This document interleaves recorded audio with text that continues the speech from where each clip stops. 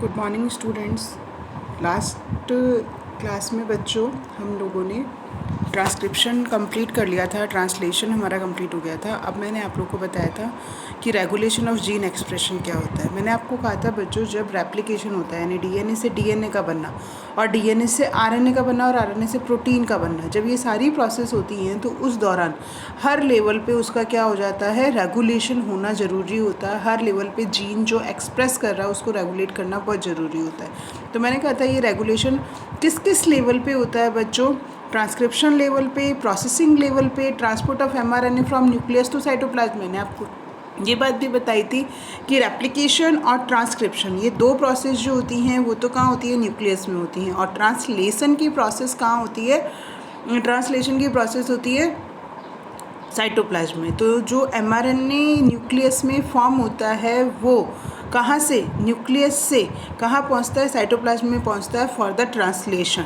और लास्ट आपके translation level पे इसका रेगुलेशन होता है।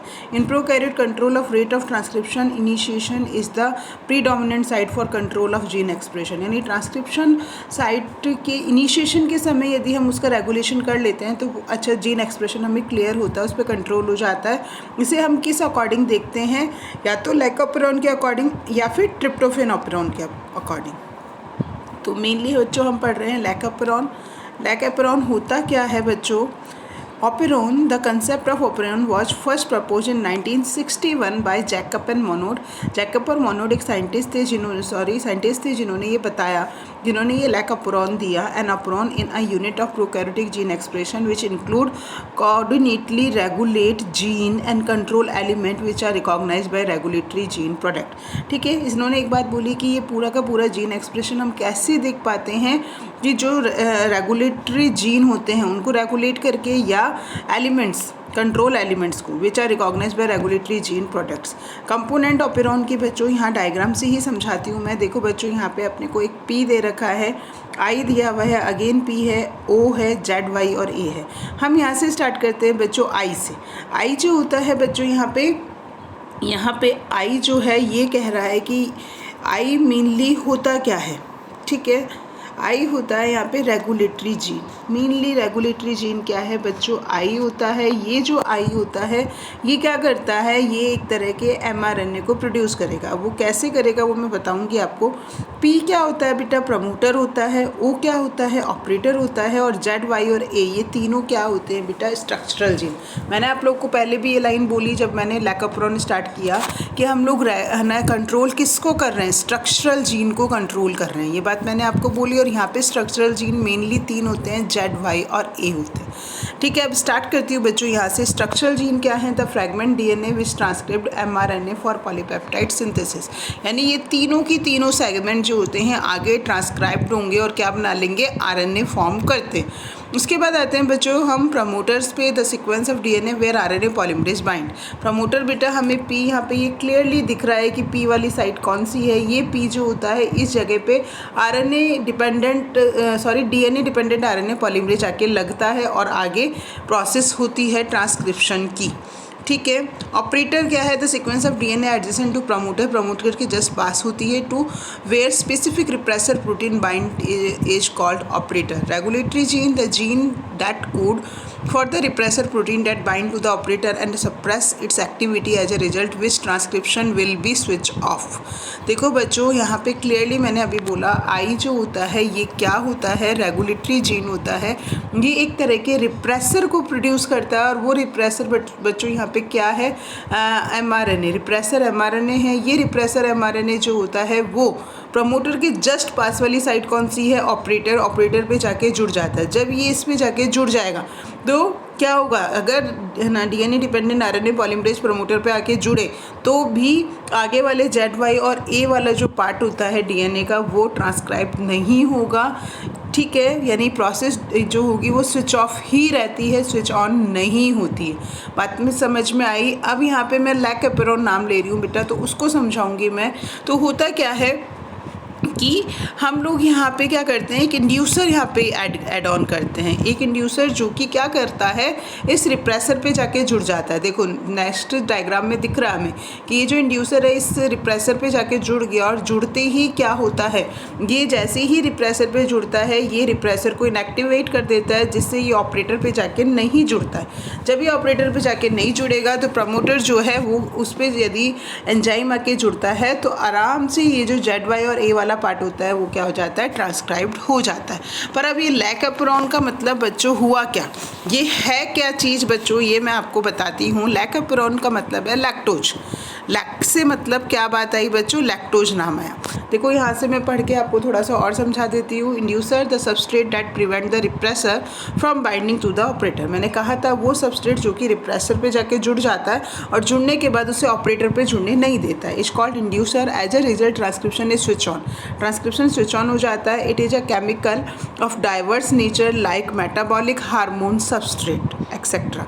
द लैक्टोज ऑपेरोन मेनली क्या है बच्चों, ZY और A gene are transcribed for lac transcription unit under the control of a single promoter. They encode enzyme required for the use of lactose as a carbon source. कि यहाँ पे क्या पाए जाते हैं बच्चों, एंजाइम्स प्रेजेंट होते हैं। ये क्या कह रहा है, एनकोड फॉर एंजाइम, मतलब एंजाइम प्रेजेंट है जो कि क्या करेंगे, लैक्टोज को एज अ कार्बन सोर्स जो हमें यूज करना है, ठीक है, उसको एनकोड करते हैं। The lac I gene produce the lac repressor is expressed from separate transcription unit upstream from the operator. Regulation of lac operon by repressor is refer to as negative regulation. ये जो regulation है ये negative है। क्यों है बच्चों, क्योंकि inducer जो है वो किस पे आके जुड़ गया, वो रिप्रेसर पे आके जुड़ गया। जब वो रिप्रेसर पे आके जुड़ गया तो जुड़ने से क्या हुआ बच्चों, इसने इस रिप्रेसर को ऑपरेटर पे जुड़ने नहीं दिया। नहीं जुड़ने दिया तो जो ZY और A वाला पार्ट था, ये तीनों के तीनों पार्ट जो हैं किस में कन्वर्ट हो गए, लैक mRNA में, यानी mRNA में ट्रांसक्राइब्ड हो गए। ठीक है। Lac operon consist of 3 structural gene, operator, promoter and a separate regulatory gene. Lactose is an inducer in lactoperon.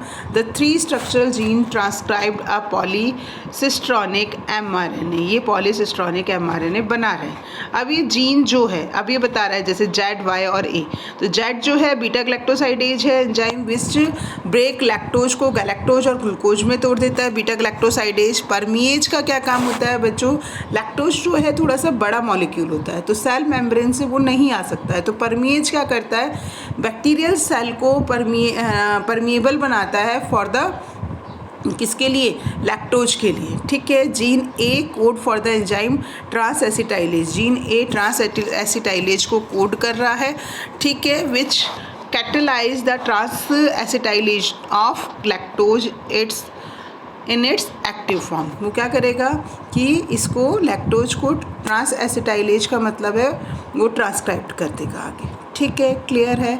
तो तीनों जीन्स के वर्क भी हमें पता चल गए। ZY और A बीटा ग्लैक्टोसाइडेज लैक्टोज को तोड़ देता है, परमिएज सेल मेम्ब्रेन को परमिएबल बनाता है लैक्टोज के लिए, ट्रांस एसिटाइलेज ट्रांसलेशन में हेल्प करता है। क्लियर।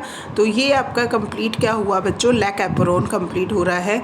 यदि लैक्टोज एब्सेंट रहता है तो क्या होता है, when lactose is absent I gene regulate and produce repressor mRNA, जो मैंने पहले वाले डायग्राम में बताया था, which translate into repressor protein. The repressor protein bind to the operator region of the operon and the result prevent RNA and the operon is switch off. Clear. और यदि lactose present होता है तो क्या होता है बच्चों, lactose act as an inducer, lactose inducer की तरह वर्क करता है, which bind to the repressor, वो रिप्रेसर पे जाके जुड़ जाता है and form an inactive repressor, और वो एक इनएक्टिव रिप्रेसर बनाता है। The repressor fail to bind to the operator, तो फिर अब ये जो रिप्रेसर, क्योंकि इस पे इंड्यूसर आके लैक्टोज आके लग गया तो अब ये कहाँ पे नहीं जुड़ेगा, ऑपरेटर रीजन पे जाके नहीं जुड़ेगा and the RNA polymerase bind to the operator. RNA polymerase जो है वो ऑपरेटर से जाके जुड़ जाता है और ट्रांसक्रिप्शन हो जाता है। Lac mRNA is polycistronic that is produce like all 3 enzyme beta galactosidase, permease and transacetylase. The lac operon is switch on, ये लैक ऑपेरोन स्विच ऑन होता है। तो बच्चों ये वाला टॉपिक आपका यहाँ हो गया, रेगुलेशन ऑफ जीन एक्सप्रेशन। अब आपके मेनली 2 टॉपिक बचे, ह्यूमन जीनोम प्रोजेक्ट और DNA फिंगरप्रिंटिंग। देखते हैं बच्चों क्या है ह्यूमन जीनोम प्रोजेक्ट। बच्चों मैंने आप लोगों को पैकेजिंग पढ़ाई थी, तो पैकेजिंग में मैंने आप लोगों को बताया था कि DNA की जो पूरी लेंथ होती है कितनी होती है, लगभग 2.2 मीटर होती है। अब वो पूरी लेंथ में कितने न्यूक्लियोटाइड हैं, और वो न्यूक्लियोटाइड की सीक्वेंसिंग क्या है, ये सारी चीज़ की स्टडी किस में की गई बच्चों, ह्यूमन जीनोम प्रोजेक्ट में की गई थी। Genetic makeup of an organism lying in DNA sequence, if two individual differ then their DNA sequence will also vary at least at some places if not all. बात समझ में आ रही है बच्चों कि दो अलग अलग इंडिविजुअल हैं तो उनकी डीएनए की सीक्वेंस भी कुछ प्लेसेस पे अलग होगी। The human genome project was a 13-year project. ये 13-year प्रोजेक्ट है बच्चों। बाय द किसने किया था, US department of energy and the national institute of health. It was launched in 1990 में लॉन्च हुआ था और कंप्लीट कब हुआ था बच्चों, 2003 में हुआ था। गोल क्या थे बच्चों इसके, to identify the 20,000 to 25,000 gene in human DNA, यानी ह्यूमन डीएनए में कितने जीन्स प्रेजेंट हैं, 25,000 के करीब जीन्स प्रेजेंट हैं जिनको इन्होंने आइडेंटिफाई करा। To determine all the 3 billion chemical base pair sequence, इन्होंने उसके अंदर 25,000 तो जीन्स थे और मैंने 2.2 मीटर में कितने बेस पेयर बता रहा है, ये 3 billion chemical base pair sequence बता रहा है डेट मेकअप ह्यूमन डीएनए, उसको इन्होंने डिटरमाइन किया था। फिर ये जितना भी इन्होंने डिटर्मिनेशन किया उसको स्टोर किया इन्फॉर्मेशन को इन द डाटाबेस की फॉर्म में, to improve the tool for data analysis, to transfer the technology to other sector such as industry में इन्होंने ट्रांसफ़र करी, to address the ethic, legal and social issue. अब बेटा कोई भी डिस्कवरी होती है उसके काफ़ी सारे इश्यूज होते हैं, उनको इन्होंने सॉर्ट आउट किया डेट में arise from the project. Bacteria, yeast, Caenorhabditis elegans, ये free living non pathogenic nematodes है बच्चों। ड्रोसोफिला है, उसके बारे में देखा इन्होंने, फ्रूट फ्लाई बोलते हैं इसे। प्लांट, राइस एंड अरेबिडोप्सिस के को देखा बच्चों इन्होंने, प्लांट में किस किस के जीन्स को यानी जीनोम को इन्होंने स्टडी करा है ह्यूमन के अलावा, वो यहाँ पे हम बता रहे हैं बच्चों, have also been sequenced as of today.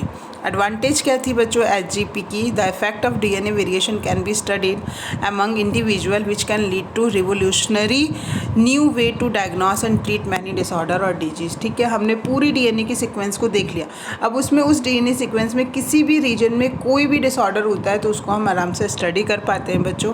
Provide clue to understand human biology को हम अंडरस्टैंड कर पाते हैं। More information can be obtained about non human organism like bacteria, yeast, nematode, fruit fly, plant and rice. और बहुत सारी information हमें मिल गई जब हमने एक पर्टिकुलर ह्यूमन का जीनोम देख लिया, तो हम बाकी के जीनोम से बहुत आराम से स्टडी कर पा रहे हैं। तो बैक्टीरिया के, यीस्ट के, निमेटोड के, फ्रूट फ्लाई और प्लांट और राइस के हमने देख लिए। ठीक है, फिर आते हैं बच्चों कौन सी मेथडोलॉजी काम में ली गई थी। मेनली बेटा मेथडोलॉजी आपको कहाँ पे अच्छे से समझ आएगी, जब मैं आपको बायोटेक्नोलॉजी की पूरी प्रोसेस पढ़ाऊंगी। ठीक है, यहाँ पे मैं एक आइडिया देती हूँ कि होता क्या है इसमें। The method involve 2 major approaches, express sequence tag और दूसरा सीक्वेंस एनुएशन। इस मेथड में क्या करते हैं, एक्सप्रेस सीक्वेंस टैग में this method focus on identify all the gene that are expressed as RNA, यानी मैंने आपको वहाँ पे बताया था डीएनए से आरएनए बनते हैं, तो वो आरएनए की फॉर्म में अपने आप को जो एक्सप्रेस करते हैं उनको एक्सप्रेस सीक्वेंस टैग से हम आइडेंटिफाई करते हैं। और सीक्वेंस एनुएशन का क्या मतलब होता है बच्चों, it is an approaches of simple sequencing of whole set of genome that contain all the coding और non coding sequence and later assigning different region in the sequence with function. देखो बच्चों, इसमें हमने कंप्लीट डीएनए की sequence को study किया जिसमें coding और नॉन कोडिंग सीक्वेंसेस तो थी ही, और फिर अलग अलग रीजन के उसके क्या क्या फंक्शन थे वो भी हमने देखे। For sequencing the total DNA from cell is first isolated, पहले उसको हम बाहर निकालते हैं, देन उनको ब्रोक डाउन यानी तोड़ते हैं छोटे छोटे टुकड़ों में।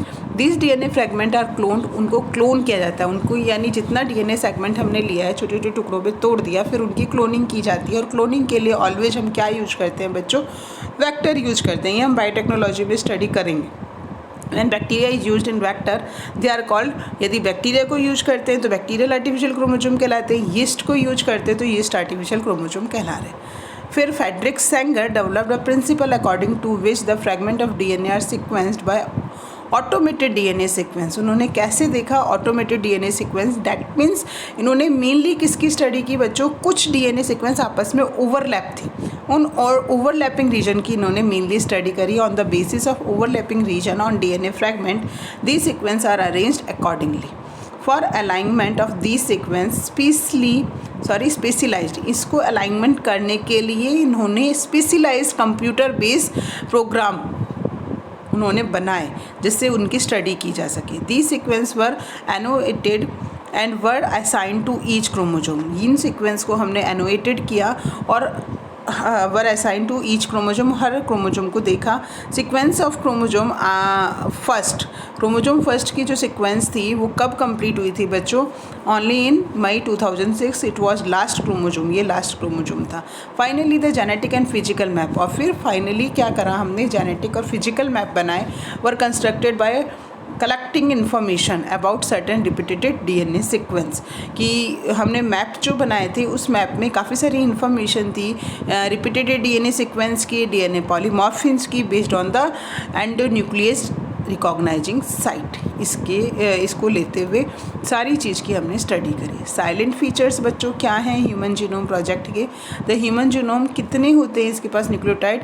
3164.7 मिलियन न्यूक्लियोटाइड बेस होते हैं। Average gene consist of 3000 bases, हर जीन के पास 3000 बेसेस है। The target non human gene being dystrophin at 2.4 million base. The total number of gene is estimated, कितने जीन्स हैं बच्चों? 30,000 and 99.9% nucleotide base are exactly the same in all people. बच्चों clearly पता चल रहा है हमें 99.9% जो जीनोम हमारा होता है ह्यूमन बींग्स का सेम होता है, ओनली 0.1% जो है वो हमें अलग होता है।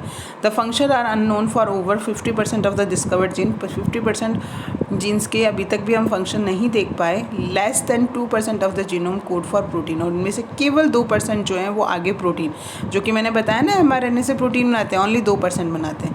The human genome contain large repeated sequence, human genome के पास काफ़ी सारी रिपीटेड सीक्वेंसेस होती हैं। रिपीटेड यानी AGCT मैंने समझाया था तुम्हें, वो रिपीटेड सीक्वेंसेस रहती हैं 100 to 1000 times. The repeated sequences thought to have no direct coding function but they throw light on chromosome structure and dynamic and evolution. इनका कोई डायरेक्ट फंक्शन नहीं है, बट ठीक है बच्चों, ये क्या कर रहा है, स्ट्रक्चर बना रहा है, डायनेमिक है, इवोल्यूशन में हेल्प करता है। Chromosome 1 has most gene, chromosome 1 के पास सबसे ज़्यादा जीन है 2968 एंड वाई सबसे छोटा जीन बता रहा है, इसके पास 231 ही जीन है। Scientist have identify about 1.4 million location where single base DNA sequence difference. उन्होंने 1.4 मिलियन लोकेशन निकाली थी जहाँ पे एक सिंगल बेस डीएनए सीक्वेंस का डिफरेंस था, जिसे बोलते हैं सिंगल न्यूक्लियोटाइड पॉलीमॉर्फिज्म। एक सिंगल बेस पेयर का ही डिफरेंस उनमें प्रेजेंट था। Occur in human this information promises to revolutionise the process of finding chromosome location for disease associated sequence and tracing human history. अब आता है बच्चों एक और राइस जीनोम प्रोजेक्ट है। ये तो था हमारा human genome project. Rice genome project यदि हम देखते हैं तो the international rice genome sequencing project began in September 1997 at a workshop held in conjunction with the international symposium on plant molecular biology in Singapore में हुआ बच्चों। Rice genome sequencing is being conducted along the same line as numerous other large scales genome sequencing project. जैसे बाकियों का हुआ, इसका भी उसी तरीके से हुआ बच्चों। Large insert genomic library used as a primary sequencing template. हमने यहाँ पे क्या यूज करा, इंसेक्ट जीनोमिक लाइब्रेरी को यूज किया था, और कंस्ट्रक्टेड इन किसके अंदर कंस्ट्रक्टेड किया, बैक्टीरियल आर्टिफिशियल क्रोमोजोम में। बेटा ये सारे जो आर्टिफिशियल क्रोमोजोम दिखा रही हूँ ये सब आपको बायोटेक्नोलॉजी में समझ आ जाएगा। One of the initial motivator for sequencing rice beside the relatively small genome size was that it could be used as a model. इसको हमने एज अ मॉडल यूज किया किसमें, सीरियल क्रॉप्स में, with larger genome such as maize and wheat के ज़्यादा बड़े genomes होते हैं। This was predicted somewhat on rice small genome size and the realization from molecular mapping example RFLPS of conserved marker and marker order. The availability of rice genome together with the community annotation and other resources that added functionality transformed genetic research and rice breeding. ठीक है बच्चों, तो ये हो गया rice की sequencing का, थोड़ा बहुत हमने स्टडी किया। अब आपका जो लास्ट टॉपिक है इसका वो कौन सा है, डीएनए फिंगरप्रिंटिंग। ठीक है। डीएनए फिंगरप्रिंटिंग की बच्चों मैं बात करती हूँ तो ये किसने दी? First of all doctor Alec Jeffrey ने दी थी बच्चों। Develop the technique of DNA fingerprinting in an attempt to identify DNA marker, DNA markers को आइडेंटिफाई करने के लिए for inherited disease, inherited disease के लिए। भाई एक जनरेशन से दूसरे जनरेशन में कौन कौन सी डिजीज आ रही हैं। डीएनए फिंगरप्रिंटिंग बेटा काफ़ी जगह काम में ली जाती है। जैसे फॉर एग्जांपल बच्चों मैं बताऊं तो क्राइम्स में फिंगरप्रिंट्स के थ्रू पता कर लेते हैं, पेरेंटिंग को पता किया जाता है। ठीक है। Human genome has 3 × 10⁹ base pair. ठीक है। 99.9% बेस पेयर सीक्वेंस मैंने बोली थी इक्वल होती हैं, सेम होती हैं, which make every individual unique in phenotype. Polymorphism अभी बच्चों हमने देखा the genome consist of small stretch of DNA which are repeated many time. वो स्मॉल स्ट्रेच ऑफ डीएनए जो काफ़ी टाइम तक रिपीटेड होता है, डैट इज पॉलीमॉर्फिज्म। उसको हम रिपीटेड डीएनए कहते हैं। कंप्राइजेज ऑफ सैटेलाइटेड डीएनए, और मेनली वो कहाँ प्रेजेंट होते हैं? सैटेलाइट डीएनए में प्रेजेंट होते हैं। Satellite DNA does not code for any protein.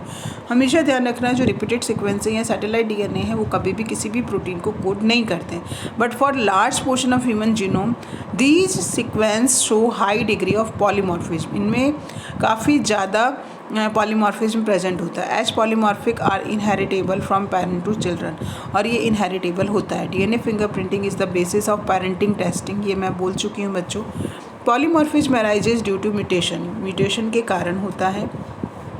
New mutation में अराइजेज इन सोमेटिक सेल, नया म्यूटेशन जो है वो किस में होता है? सोमेटिक सेल में होता है और इन जर्म सेल, दोनों में होता है, सोमेटिक सेल में भी और जर्म सेल में भी। If mutation occur in germ cell it is passed on the offspring, यदि जर्म सेल में होगा तो वो ऑफस्प्रिंग में जाता है। If an inherited mutation is observed in a population at high frequency, यदि ज़्यादा क्वान्टिटी में उनमें कोई चेंजेज आए हैं डीएनए के सीक्वेंस में, तो उसे क्या कह रहे हैं? डीएनए पॉलीमॉर्फिज्म कह रहे हैं। Polymorphism range from single nucleotide change to very large scale change, यदि सिंगल न्यूक्लियोटाइड में भी यदि कोई चेंज आता है तो वो पूरा का वो भी काफ़ी ज़्यादा चेंज दिखाता है नेक्स्ट जनरेशन में।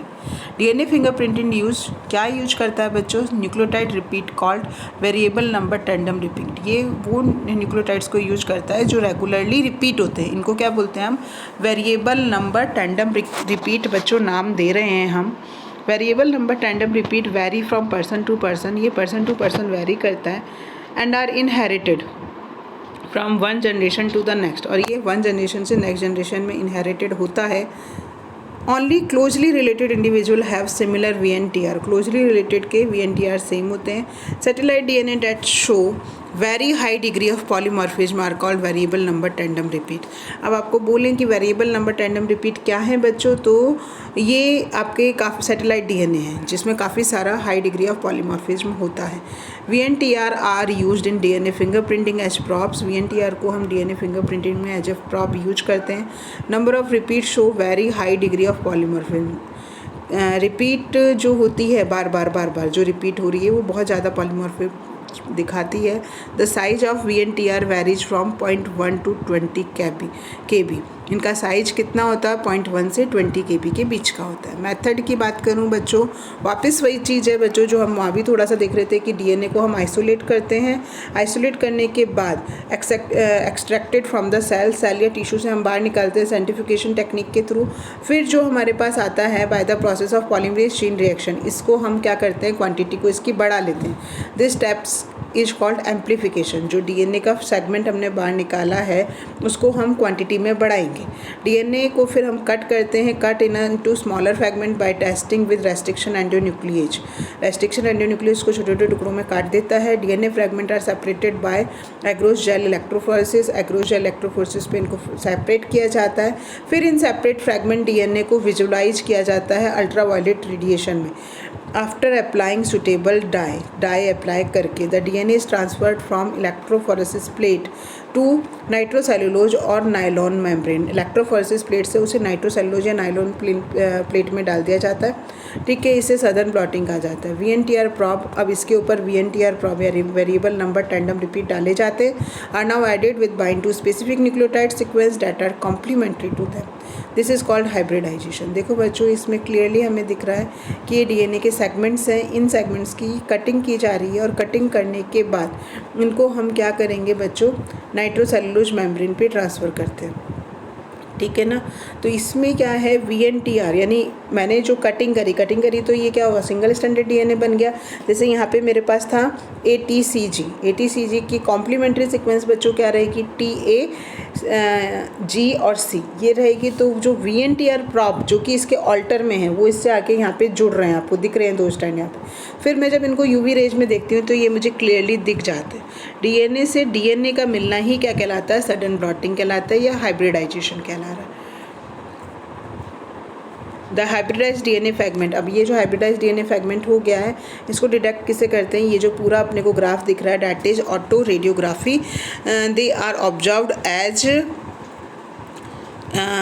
हम किसकी तरह देख रहे हैं, शॉर्ट बैंड की तरह देख रहे हैं एक्सरे फिल्म पे। This band being of different size, ये बैंड अलग अलग साइज के होते हैं। Give a characteristic pattern for individual DNA, differ from individual to individual. Exact in case of monozygotic twins में ये थोड़ा सा सेम होता है, बाकी सब DNA का, सबका DNA ह्यूमन बींग जितने भी हैं उनमें थोड़ा थोड़ा डिफरेंस होता है। एप्लीकेशन की बात करूं बच्चों तो एप्लीकेशन में इसको हम कहाँ यूज कर रहे हैं, it is used as a tool in forensic test में इसको यूज किया जाता है to identify criminals and criminal investigation. It is use to settle paternity disputes and maternal disputes में इसको यूज करते हैं। It is use to determine population and genetic diversity, to study evolution and it is used in study of evolutionary biology. ये बात मैंने starting में कही थी कि DNA फिंगरप्रिंटिंग जब हम कर रहे हैं यानी वो DNA का सेगमेंट हम जो ले रहे हैं और उसको उसके पेरेंट से, यानी मैंने यहाँ पे VNTR प्रॉप्स लिए, उसकी जगह मैं पेरेंट का यदि उससे लूँगी तो जब हम इनको दोनों को मिला के और देखते हैं UV रेज में तो जब दोनों के दोनों सेम दिखते हैं तो वो उस अकॉर्डिंग पता चल जाता है हमें कि ये पेरेंट इनके हैं। ठीक है, इसी तरह क्रिमिनल का रिकॉर्ड पहले से रहता है और फिर जब जो हमें नए फिंगरप्रिंट मिलते हैं उसको जब हम चेक करते हैं पहले के रिकॉर्ड से तो वो मैच हो जाता है जब रिकॉर्ड, तो हमें पता चल जाता है कि ये वही क्रिमिनल है। इस तरीके से DNA फिंगरप्रिंटिंग के थ्रू हम काफ़ी सारी इन्फॉर्मेशन गेन करते हैं। तो बच्चों ये चैप्टर आपका यहाँ पे फिनिश हो गया।